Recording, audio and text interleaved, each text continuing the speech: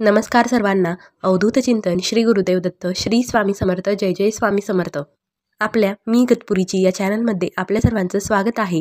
तुळशी वृंदावन ज्याच्या दारी यमही तेथून दूर पळी. आपल्या प्रत्येकाच्या घरी तुळस असते. तुळस ही आपल्या संस्कृतीमध्ये खूप महत्त्वाची मानली गेलेली आहे. तुळशी वृंदावन आपल्या प्रत्येकाच्या दारात असते. जरी तुळशी वृंदावन नसले तरी एखाद्या कुंडीमध्ये तुळस आपल्याकडे असतेच. आज आपण तुळशीची संपूर्ण माहिती बघणार आहोत. तुळस आपल्या घरात कशी असावी, कोणत्या दिशेला असावी, तिचा कोणता प्रकार आपल्या घरात असावा आणि तुळशीची पूजा कशी करावी, या सर्वांची माहिती आज आपण या व्हिडिओमध्ये घेणार आहोत. आपल्याकडे तुळशीला अनन्यसाधारण महत्त्व आहे. माता लक्ष्मीच्या रूपात आपण तुळशीची पूजा करत असतो. तुळस ही पूर्वजन्मी वृंदा नावाची स्त्री होती, जी जलंधर असुराची पत्नी होती आणि जलंधर असुराला हरवण्यासाठी आणि त्याचा पराभव करण्यासाठी भगवान विष्णूंनी त्याचे रूप घेऊन वृंदाचे सत्वहरण केले आणि त्यानंतर वृंदाने भगवान विष्णूंना शालिग्राम होण्याचा शाप दिला आणि ती अग्नीमध्ये भस्म झाली. ती जेथे भस्म होऊन तिची राख पडली त्या ठिकाणी तुळशीचे रोप उगवले आणि वृंदा ही तुळस झाली. पुढे भगवान विष्णूंनी तुळशीसोबत विवाह केला.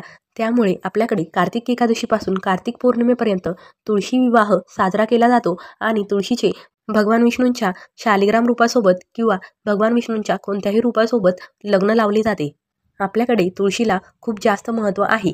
आयुर्वेदात देखील तुळशीला खूप महत्त्व दिलेले आहे. तुळस ही अनेक आयुर्वेदिक उपचारांमध्ये वापरली जाते आणि सर्दी, खोकला यांच्यासारख्या आजारांवर देखील तुळशीचा खूप प्रभावी उपाय होतो. त्याचप्रमाणे भगवान विष्णूंना नैवेद्य अर्पण करताना किंवा भगवान विष्णूंच्या कोणत्याही रूपाला नैवेद्य अर्पण करताना तुळशीपत्र ठेवल्याशिवाय तो नैवेद्य अर्पण केला जात नाही आणि भगवान विष्णूंना तुळस ही अत्यंत प्रिय असते. त्यामुळे तुळशीपत्र त्यांना वाहिले जाते. आज आपण याच तुळशीबद्दल संपूर्ण माहिती घेणार आहोत. आपल्या प्रत्येकाच्या घरात तुळस असते. आपण ती वृंदावनामध्ये किंवा जर आपले घर छोटे असेल किंवा फ्लॅट सिस्टीम असेल तर एखाद्या कुंडीमध्ये ती लावत असतो. तुळस ही आपल्या घरात सकारात्मक वातावरण निर्माण करत असते. आपल्या घरावर येणारे सर्व संकट तुळस स्वतःवर घेत असते. परंतु कधीकधी आपल्याकडून अशा काही चुका होतात ज्यामुळे तुळशीबद्दल आपल्याकडे नकारात्मक वातावरण निर्माण होते आणि तुळशीची आपल्याकडून विटंबना होते.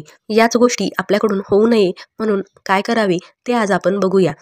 ज्या घरात तुळस असते त्या घरात भांडण, नकारात्मकता, दारिद्र्यता यांचा वास नसतो. ज्या घरात तुळशीची नित्यपूजा केली जाते त्या घरामध्ये माता लक्ष्मीचा सहवास असतो आणि माता लक्ष्मी त्या घरावर प्रसन्न असते. जेथे श्रीहरी विष्णूंचा वास असतो तेथे माता लक्ष्मीचा वास असतोच. त्यामुळे ज्या घरामध्ये तुळशीची नित्यपूजा केली जाते तेथे श्रीहरी विष्णूंसोबत माता लक्ष्मीचा सहवास असतो आणि त्यांची त्या घरावर कृपा असते. तुळशीचे अनेक प्रकार आहे, ज्यामध्ये राम तुळशी, कृष्ण तुळशी, वन तुळशी आणि श्वेत तुळशी म्हणजे सफेद तुळशी आणि निंबू तुळशी. शास्त्रानुसार तुळशीचे हे 5 प्रकार आहे. तुळशीचे तसे अनेक प्रकार आहेत, परंतु आपल्या घरामध्ये कोणती तुळस असावी तर आपल्या घरामध्ये राम तुळशी किंवा कृष्ण तुळशी या दोन्हीपैकी एक तुळस असावी. या दोनही तुळशींना घरामध्ये स्थान आहे. रामतुळशी कशी ओळखावी तर रामतुळशीची पाने हे हलक्या हिरव्या रंगाचे असतात आणि तिची मंजिरी जी असते ती भुरकट असते आणि तिची जी शाखा आहे त्या सफेद असतात. तर कृष्ण तुळशी कशी ओळखावी तर कृष्ण तुळशीचे पाने हे डार्क हिरव्या रंगाचे असतात, ज्यामध्ये थोडासा जांभळा रंग मिक्स असतो आणि तिची पाने ही 1 ते 2 इंच मोठी आणि आयताकार किंवा अंडाकार असतात. ही तुळस थोडीशी कृष्णवर्णीय असते म्हणून या तुळशीला कृष्ण तुळशी असे म्हणतात. अशा प्रकारे रामतुळशी आणि कृष्ण तुळशी असतात आणि या दोनही तुळशींना आयुर्वेदामध्ये खूप जास्त महत्त्व आहे. सर्वात जास्त महत्त्व या 2 तुळशींचे आहे आणि यांच्यासोबतच तुळशी विवाहाच्या दिवशी शालिग्राम देवांचा किंवा विष्णू भगवंताच्या रूपाचे विवाह लावले जातात आणि या 2 तुळशींना आपल्या घरामध्ये स्थान दिलेले आहे. आता घरातील तुळस जर सुकत असेल, तिची पाने गळून पडत असतील तर हे अशुभ संकेत असतात. यामुळे आपल्या घरातून लक्ष्मी निघून जात आहे असा संकेत दिला जातो. त्यामुळे जर घरातील तुळस सुकत असेल तर त्या ठिकाणी नवीन तुळस लावणे गरजेचे असते. कारण आपल्या घरात येणाऱ्या कोणत्याही संकटाचे तुळस आपल्याला संकेत देत असते. त्यामुळे घरात जर तुळस सुकत असेल, तिची पाने गळून पडत असतील तर त्या ठिकाणी नवीन तुळस लावणे गरजेचे असते.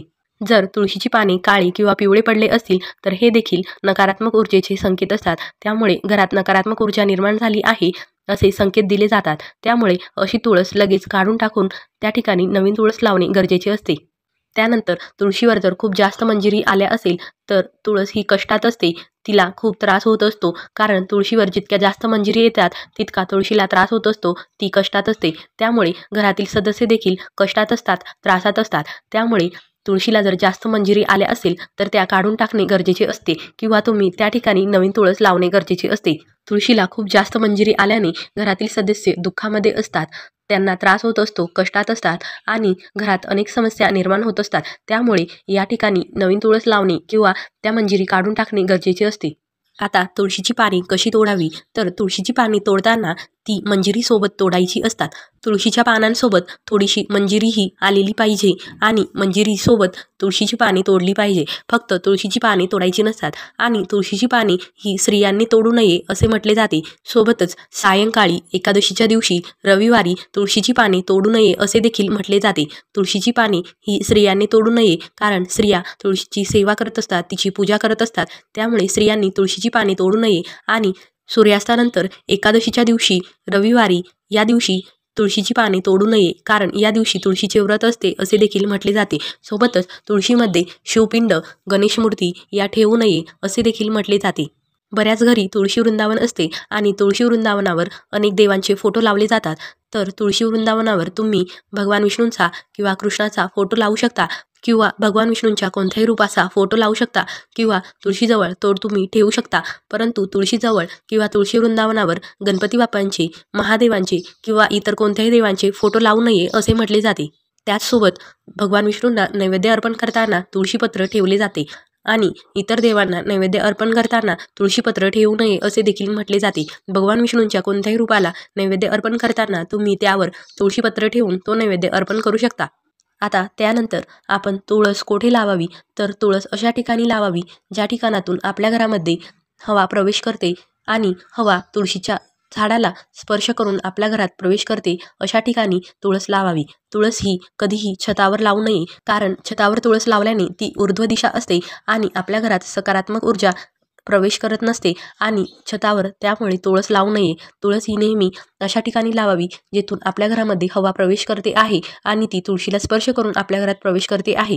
त्याचसोबत तुळस ही अंधारात ठेवू नये. तुळस ही नेहमी उजेडात, जिथे सूर्याचे किरण पडणार आहे त्या ठिकाणी ठेवावी. सूर्याचे पहिले कोवळे किरण हे तुळशीवर पडतील अशा ठिकाणी तुळस ठेवावी आणि दुपारचे कडक ऊन तुळशीवर पडणार नाही अशा ठिकाणी तुळस ठेवावी. सोबतच अंधारामध्ये तुळस ठेवल्याने आर्थिक हानी होती आणि खर्चात वाढ होते असे म्हटले जाते. त्यामुळे अंधारात तुळस ठेवू नये. तुळस ही नेहमी सूर्याचे पहिले कोवळे किरण तुळशीवर पडतील अशा ठिकाणी ठेवावी. तुळशीवर छताचे पाणी पडणार नाही किंवा घाण, खराब पाणी पडणार नाही अशा ठिकाणी तुळस ठेवावी आणि तुळस अशा ठिकाणी ठेवावी ज्या ठिकाणी तिच्याजवळ कचरा किंवा चप्पल येणार नाही. तुळशीजवळ कचरा, चप्पल किंवा खराब वस्तू किंवा झाडू हे ठेवू नये. तुळशीजवळ कचरा, चप्पल ठेवल्याने तुळशीजवळचे वातावरण खराब होते आणि नकारात्मक ऊर्जा निर्माण होते. तुळस ही कोणत्या दिशेला असावी, तर तुळस ही मुख्यतः ईशान्य दिशेला असावी किंवा पूर्व आणि उत्तर दिशेच्या मध्ये असावी. पूर्व दिशेला देखील तुळस लावणे शुभ मानले जाते आणि उत्तर दिशेला देखील तुळस लावणे शुभ मानले जाते. यामुळे आपल्यावर लक्ष्मी प्रसन्न होते, धनाची वर्षा होते असे म्हटले जाते. त्यामुळे तुम्ही तुळस ईशान्य दिशेला किंवा पूर्व आणि उत्तर दिशेच्या मध्ये किंवा पूर्व दिशेला किंवा उत्तर दिशेला लावू शकता. तुळस ही पश्चिम दिशेला किंवा दक्षिण दिशेला लावणे वर्ज्य मानले गेले आहे. त्यामुळे पश्चिम दिशेला किंवा दक्षिण दिशेला तुळस लावू नये असे म्हटले जाते. पूर्व दिशेला किंवा ईशान्य दिशेला किंवा उत्तर दिशेला ज्या दिशेला तुम्ही तुळस लावली आहे तेव्हा तुळशीची पूजा करताना आपले तोंड हे सूर्योदयाच्या दिशेने होणार आहे अशी तुळशीची पूजा करावी. सूर्याची जी उगवती दिशा आहे त्या दिशेला तोंड करून तुळशीची पूजा केली जाते. आता सर्वात महत्त्वाचा प्रश्न म्हणजे तुळशीचे रोप कधी लावावे, तर तुळशीचे रोप लावण्यासाठी आषाढ महिना किंवा कार्तिक महिना खूप शुभ मानला जातो. चैत्र नवरात्रीमध्ये देखील तुम्ही तुळशीचे रोप लावू शकता. तुळशीचे रोप लावण्यासाठी कोणताही दिवस शुभ असतो. तुम्ही गुरुवारी, शुक्रवारी किंवा सोमवारी, शनिवारी देखील तुळशीचे रोप लावू शकता. तुळशीचे रोप लावण्यासाठी कोणताही दिवस शुभ असतो. आता तुळशीची पूजा कशी करावी, तुळशीची पूजा करण्यासाठी सकाळी उठल्यानंतर स्नान करावे आणि स्नान केल्यानंतर सूर्योदय होतो त्या दिशेला तोंड करावे, म्हणजेच पूर्वेकडे तोंड करावे आणि तुळशीला जल अर्पण करावी. 1 लोटा जल तुम्ही तुळशीला अर्पण करू शकता. तुमची तुळस जर छोटी असेल तर तिच्या क्षमतेनुसार तुम्ही तिला जल अर्पण करू शकता. त्यानंतर तुळशीला हळद लावावी, कुंकू लावावे, थोड्याशा अक्षदा अर्पण कराव्या आणि तुळशीला एखादे फूल अर्पण करावे.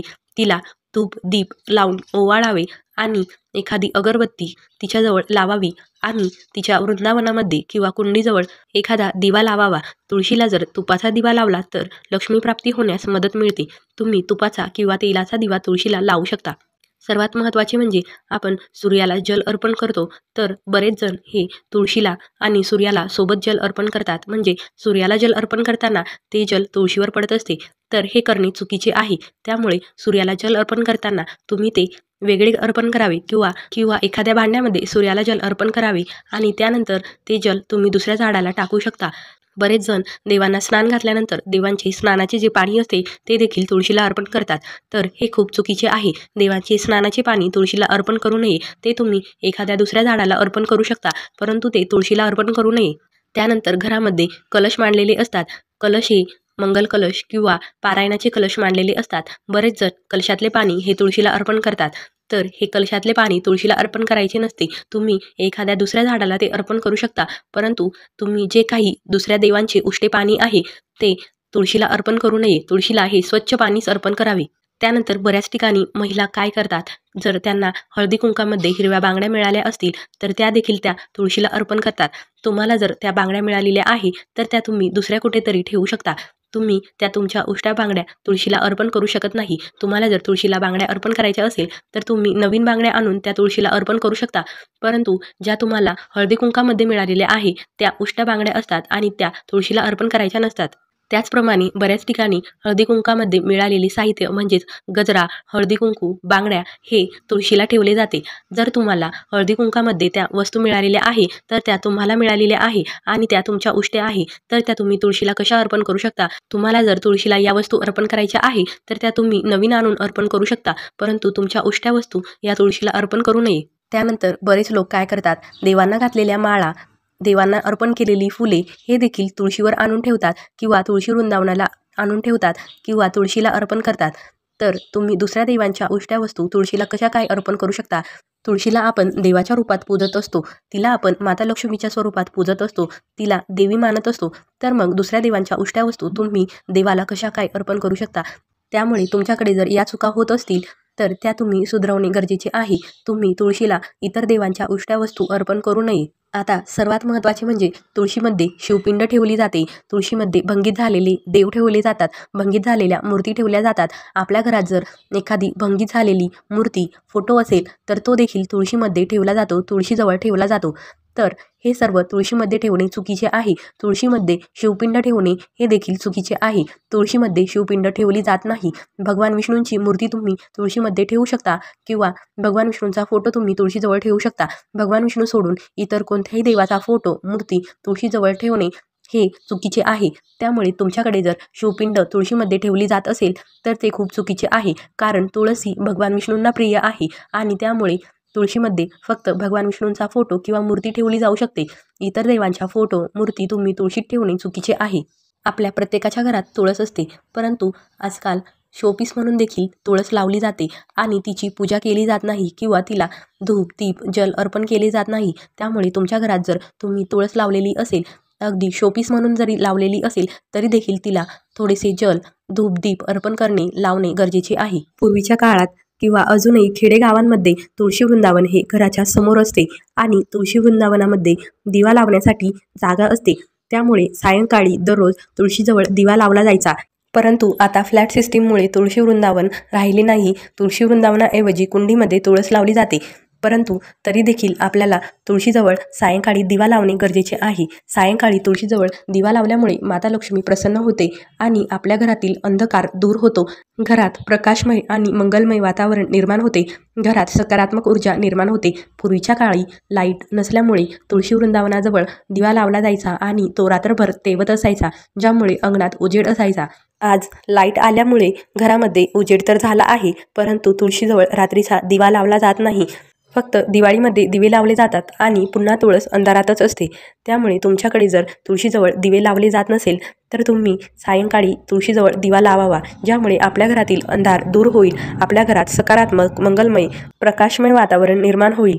बऱ्याच ठिकाणी असे म्हटले जाते की तुळशीला मंजिरी आल्यानंतर ती तुळस काढून टाकायची असते आणि त्या ठिकाणी नवीन तुळस लावायची असते. तुमच्याकडे जर अशी पद्धत असेल तर त्या पद्धतीने तुम्ही तुळस बदलू शकता. परंतु जर तुम्हाला तुळस बदलायची नसेल तर तुम्ही तुळशीच्या मंजिरी काढून टाकू शकता आणि ती तुळस पुन्हा तशीच वाढवू शकता. आणि बऱ्याच ठिकाणी 3 वर्षाची तुळस झाल्यानंतर ती काढून टाकली जाते आणि नवीन तुळस लावली जाते. काही ठिकाणी प्रत्येक वर्षाला नवीन तुळस लावली जाते. बऱ्याच ठिकाणी आषाढ महिन्यामध्ये नवीन तुळस लावली जाते आणि ती वर्षभर वाढवली जाते आणि पुन्हा पुढच्या आषाढ महिन्याला नवीन तुळस लावली जाते. प्रत्येक वर्षी नवीन तुळस लावली जाते. आता नवीन तुळस लावल्यानंतर जुन्या तुळशीचे काय करावे, तर जुनी तुळस ही कुठेही कचऱ्यामध्ये टाकून देऊ नये. ती व्यवस्थित निर्माल्यामध्ये टाकावी किंवा तुम्ही ती एखाद्या मातीमध्ये पुरू शकता किंवा वाहत्या पाण्यामध्ये सोडून देऊ शकता. जर तुमची तुळस खूप जास्त जुनी असेल, तिचे खोड व्यवस्थित मजबूत झाले असेल, तर अशी तुळस तुम्ही पंढरपूरसारख्या ठिकाणी नेऊन देऊ शकता. तिथे तुळशीपासून तुळशी माळ बनवली जाते. त्या व्यक्तींना तुम्ही ती तुळस देऊ शकता आणि त्यांच्याकडून तुळशी माळ बनवून घेऊ शकता. एकंदरीतच तुम्ही जर तुळस नवीन लावली असेल तर जुनी तुळस ही कुठेही कचऱ्यामध्ये टाकू नका. ती व्यवस्थित निर्माल्यामध्ये टाकावी किंवा वाहत्या पाण्यात सोडून द्यावी. बरेच लोक तुळशी माळ घालतात. तुळशी माळ घालण्यामागे आध्यात्मिकदृष्ट्या खूप महत्त्व आहे. त्याचसोबत वैज्ञानिकदृष्ट्या देखील महत्त्व आहे. तुळशी माळ घातल्यामुळे आपण जेव्हा स्नान करतो तेव्हा तुळशीचे पाणी आपल्या संपूर्ण शरीरावर पडत असते, ज्यामुळे आपल्या शरीरावर त्वचारोग होत नाही, शरीराला खाज येत नाही आणि अनेक आजार आपल्यापासून दूर राहतात. आता सर्वात महत्त्वाचे म्हणजे तुळशीला रात्री हात लावू नये, तुळशीला रात्री जल अर्पण करू नये आणि तुळशीला रविवारी एकादशीच्या दिवशी देखील जल अर्पण करू नये. कारण या दिवशी तुळशीचा उपवास असतो. तुळशी भगवान विष्णूंची साधना करत असते आणि तुळस ही नेहमी भगवान विष्णूंच्या भक्तीमध्ये लीन असते. त्यामुळे एकादशीच्या दिवशी आणि रविवारी तुळशीचा उपवास असतो, तिचे व्रत असते. आपण तुळशीला जल अर्पण केल्यामुळे तिचे व्रतामध्ये खंड निर्माण होतो. त्यामुळे आपल्याला तुळशीचे व्रत मोडल्याचे पाप लागते. म्हणून या 2 दिवस तुळशीला जल अर्पण करू नये.